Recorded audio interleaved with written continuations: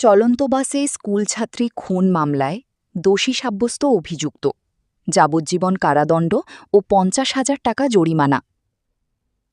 পূর্ব বর্ধমানের কেতুগ্রামে চলন্ত বাসের মধ্যে একাদশ শ্রেণীর এক স্কুলছাত্রীকে নৃশংসভাবে খুনের ঘটনায় প্রায় ২ বছর পর বিচার প্রক্রিয়ার রায়দান হল। শুক্রবার ১২ জুন ২০২৬ কাটোয়া মহকুমা আদালত এই বহুল আলোচিত মামলায় অভিযুক্ত ইজাবুল শেখ ওরফে বাবুকে দোষী সাব্যস্ত করে যাবজ্জীবন কারাদণ্ডের নির্দেশ দেয়। পাশাপাশি অভিযুক্তকে ৫০,০০০ টাকা জরিমানাও করা হয়েছে।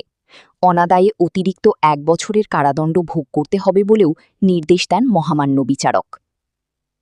উল্লেখ্য, ২০২৪ সালে পূর্ব বর্ধমানের কেতুগ্রাম এলাকায় চলন্ত বাসের মধ্যেই একাদশ শ্রেণীর এক স্কুলছাত্রীকে ধারালো অস্ত্র দিয়ে গলা কেটে খুন করার অভিযোগ ওঠে একই এলাকার বাসিন্দা ইজাজুল শেখ ওরফে বাবুর বিরুদ্ধে। প্রকাশ্য দিবালোকে জনবহুল বাসের মধ্যে ঘটে যাওয়া এই নৃশংস হত্যাকাণ্ড গোটা পূর্ব বর্ধমান জেলাসহ রাজ্য জুড়ে ব্যাপক চাঞ্চল্যের সৃষ্টি করেছিল এবং নারী নিরাপত্তা নিয়ে একাধিক প্রশ্ন তুলে দিয়েছিল। ঘটনা আমরা কুমারপুর থেকে আমরা আন্না গেছিলাম। আন্নাতে গেতে গেতে মানে রেলগেট পার হয়েছি।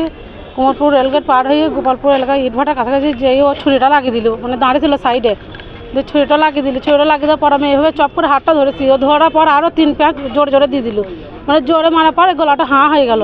হাঁ হয়ে আমার বঞ্জি তখন ওই ড্রাইভারের কাছে যেই পেছনে শুয়ে পড়ল। শুয়ে পর ওকে ধরতে গেছে, ও আপনার বাইরে ছিট দিয়ে ওই বাসের গেট দিয়ে নামে ছুটে বেরিয়ে পালিয়ে গেল।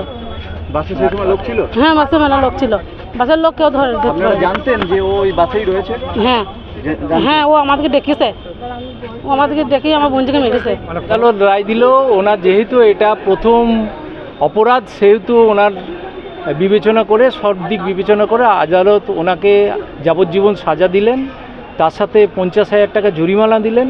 ৫০,০০০ টাকা জরিমানা যদি উনি আদায় না দিতে পারেন তাহলে আরও ১ বছর সশ্রম কারাদণ্ড দিলেন।